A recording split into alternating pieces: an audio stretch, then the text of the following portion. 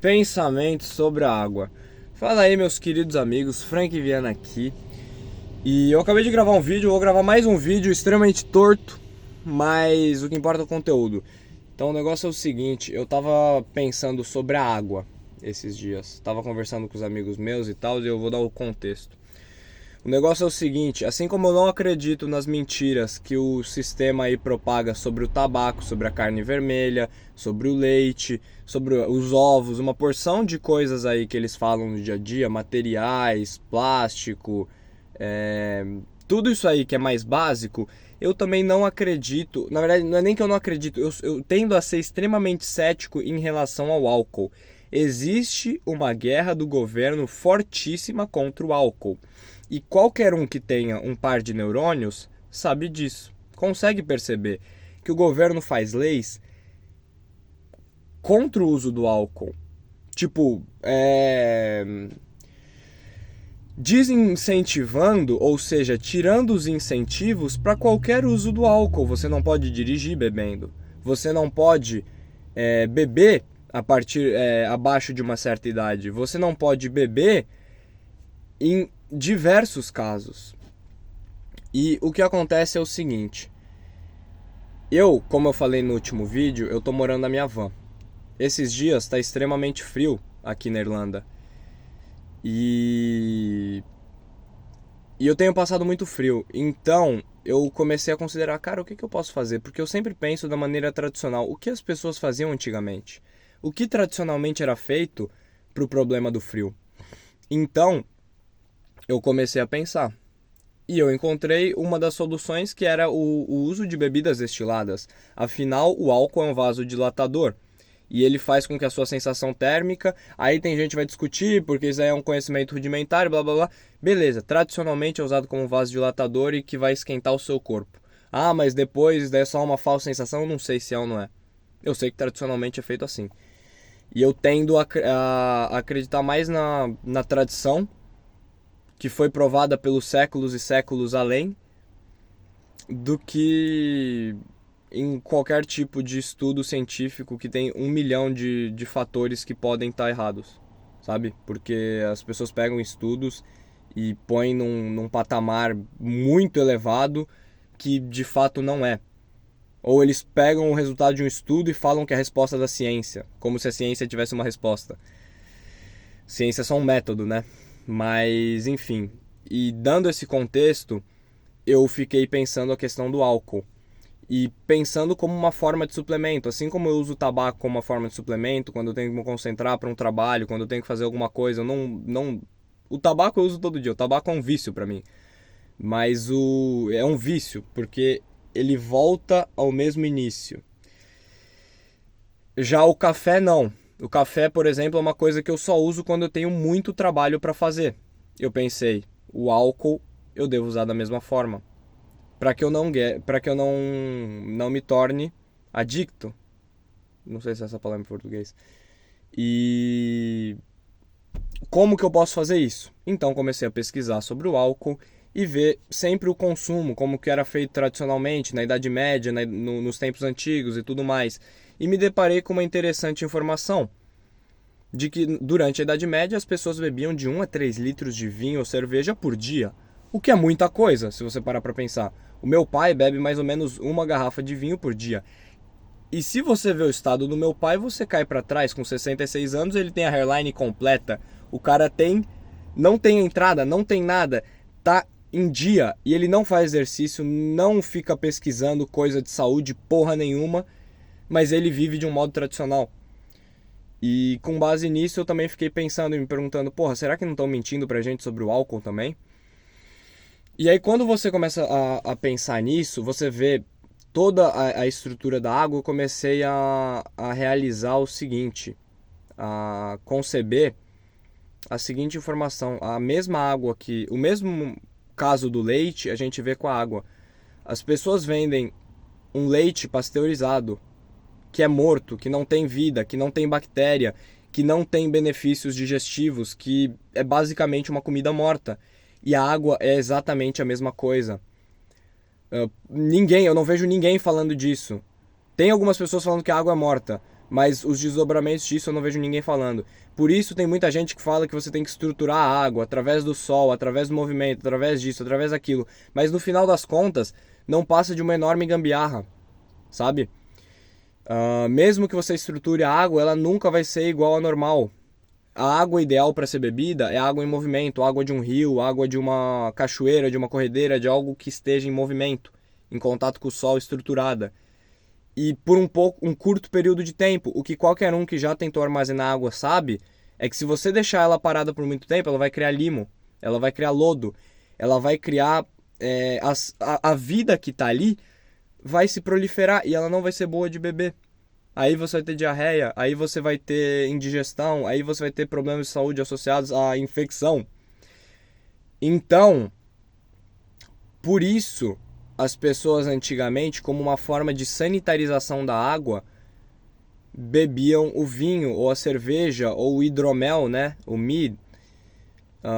Os destilados eles só vêm no fim da Idade Média, com os avanços aí da alquimia, né?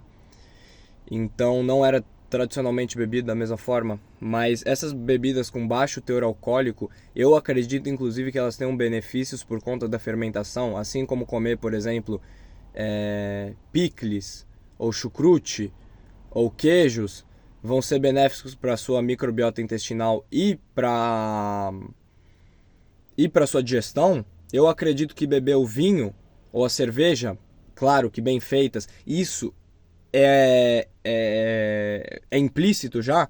Qualquer comida que eu falo de boa qualidade. Eu não estou falando, você tem que comer chucrute, qualquer chucrute pasteurizado. Não, não faz sentido. O chucrute é benéfico por causa das bactérias. Então por que você vai pasteurizar e matar as bactérias se essa é justamente a causa de você comer o chucrute? Então beleza, isso tem sido dito, obviamente eu estou falando de vinho de boa qualidade, obviamente quando eu falo de fumo, eu fumo paieiro, eu não fumo um Marlboro cheio de pólvora, cloro, microplástico, filtro com xenoestrogênios, tabaco cheio de pesticida, eu não estou falando disso. Eu estou falando do tabaco original, maturado, o fumo de corda cortado à mão, a palha do milho, que é um material orgânico. Orgânico eu não digo que não tem pesticida, que não tem isso, não tem aquilo. É um termo que não faz nem sentido. Orgânico é aquilo que está vivo. Então, eu falo simplesmente algo vivo, algo que é da natureza. Isso é orgânico.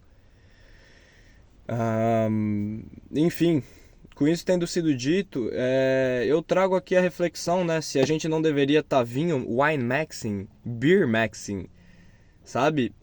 Porque apesar de a gente ter essa ideia de que não, porque naquela época a água era suja e tal, e hoje a água está muito melhor? Porque a sua água está cheia de cloro, a sua água está cheia de flúor, a sua água está cheia de uma porção de outros químicos que não vão ser benéficos para o seu corpo também. É só uma mentira, uma ilusão. Essa água cristalina que você vê, ela não é mais limpa do que a água verde e cheia de limo que você vê. Mas a diferença é que essa água te engana. A água com limo, não. Então, não seria até pior beber esse tipo de água? Outra coisa, ela vem em garrafa de plástico. O vinho vai vir em garrafa de vidro. Necessariamente. E por que eu bebo ela? Porque é o que eu tenho. Eu me adapto com o que eu tenho. Não adianta eu ficar falando do cenário ideal se eu não tenho como pôr o cenário ideal. Mas eu tenho na minha mente que quando eu for capaz de custear o cenário ideal, eu não vou voltar para a água. Eu vou beber 2 litros de vinho por dia, 1 litro de leite cru, direto da teta da vaca, como Deus fez.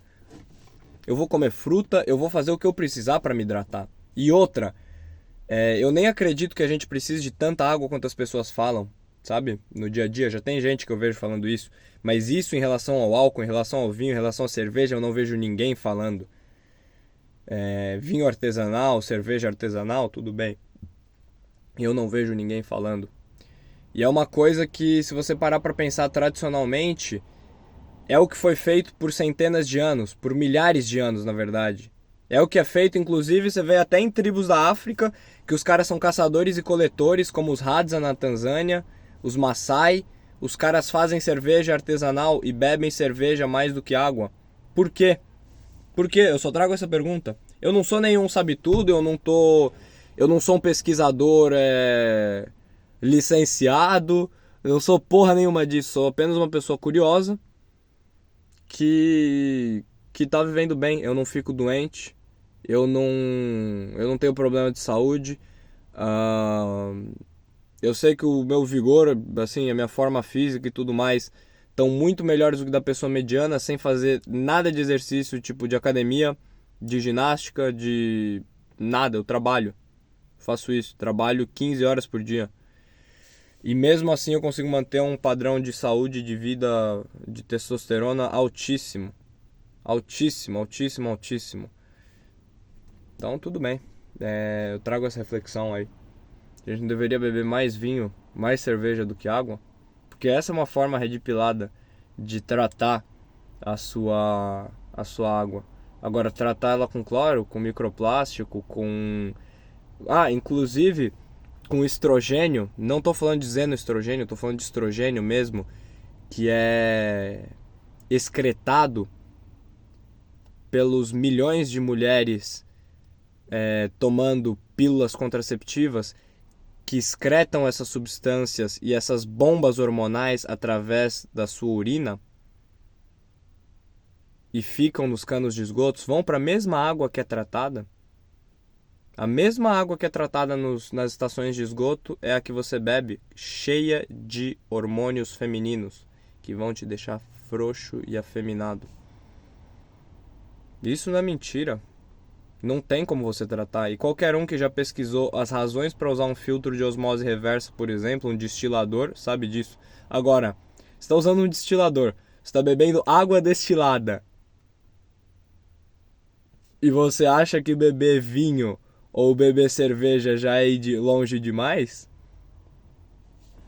Você vê que o princípio é o mesmo, não muda nada. Enfim, eu trago essa reflexão aí. É o Frank Viana, o cara que mora na van, o mendigo Red Pill. E vamos que vamos, é só o começo.